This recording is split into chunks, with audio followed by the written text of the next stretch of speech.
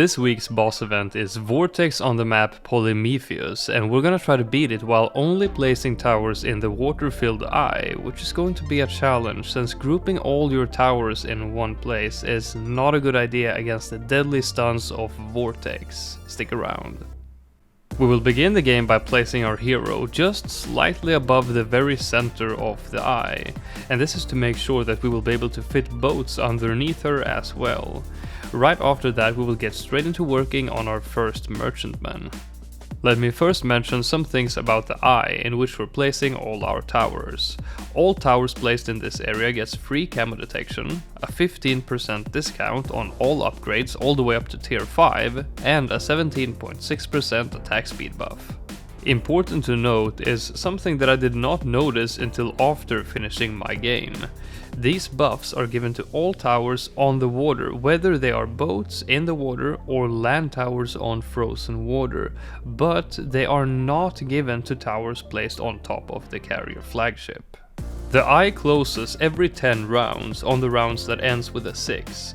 That is, once you finish a round that ends with a 5, the eye closes. To open it back up the first time is free, and then after that it will cost 500 and increase by 500 for every single time.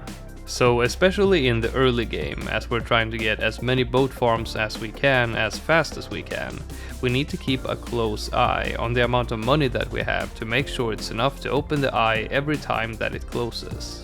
Brickell is going to be our hero, as she will provide some early defense as we build our farm, and her abilities will be useful also.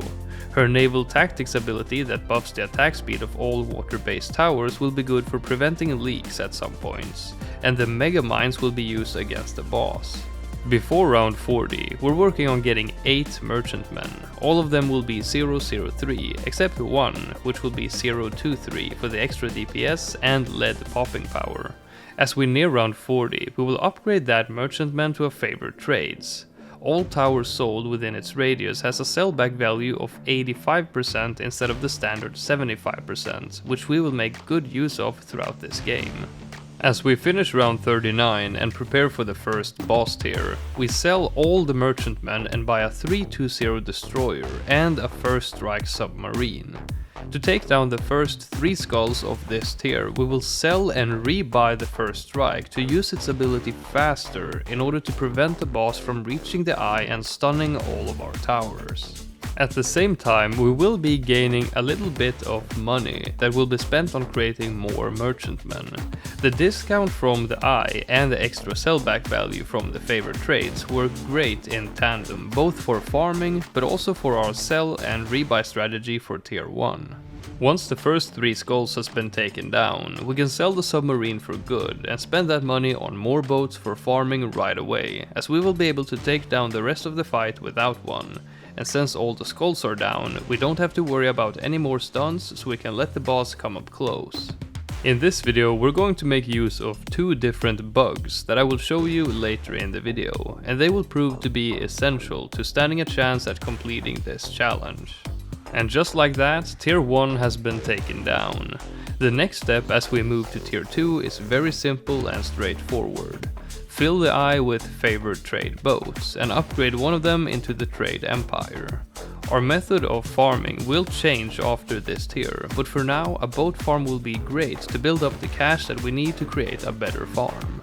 Preparing for tier 2, we sell one of our favorite trades so that we have enough room to get 3 first strike subs in the bottom left, and we also upgrade our top path boat into the tier 4 aircraft carrier to make sure that we have enough DPS against any Moab class balloons. For this tier we will use the first strike abilities paired with Brickell's mega mines. The first skull is taken down using 1 first strike ability and then placing a mega mine as close to the boss as possible. Then for the second skull we use the other 2 first strike abilities, taking down the skull instantly. For the third skull we repeat what we did for the first one. 1 first strike ability and 1 mega mine. And then to take down the remaining HP, we just wait for the other 2 first strike abilities to come off cooldown and then use them on the boss. Once we have taken down tier 2, we will get the carrier flagship and then save up money for a few rounds. On round 64 we get an absolute 0 on top of the carrier flagship and sell some boats to make room for a farm and a village. We will create a Monkeyopolis with one tier 4 top path farm as the sacrifice, and then build a bottom path right next to it. And now here comes the first bug that we will make use of. When the eye closes, it sells every tower that is placed on ice, but if we back out of the game and go back in and open the eye once again, everything will still be there. This way we can use the conventional farming towers a lot more efficiently, and the next tower we will get is an overclock that we will use on the farm at all times. And as soon as we can, we will get the farm to tier 5, and then after that we'll get an elite sniper on top of the carrier for its cash drop ability.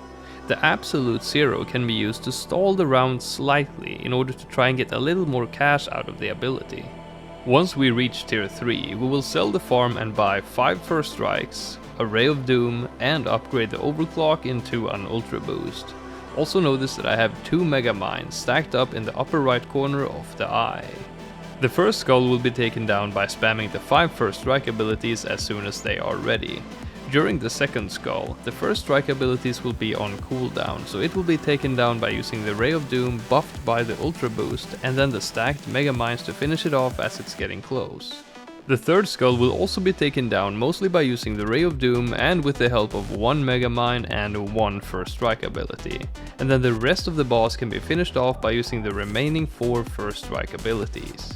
After tier 3 has been taken down, we can sell the subs and get the top path farm this time, and also replace the Ray of Doom with the Spirit of the Forest for its cash generating ability and the extra popping power.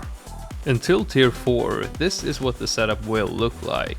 We'll use the Ultra Boost on the farm at all times, and we will also use the Absolute Zero to try and stall the rounds a little bit to get 10 stacks on the farm a bit sooner. In the late 90s, we need to use both the Absolute Zero and the Naval Tactics ability to survive against the dense rounds like 98 and also DDT rounds like 99.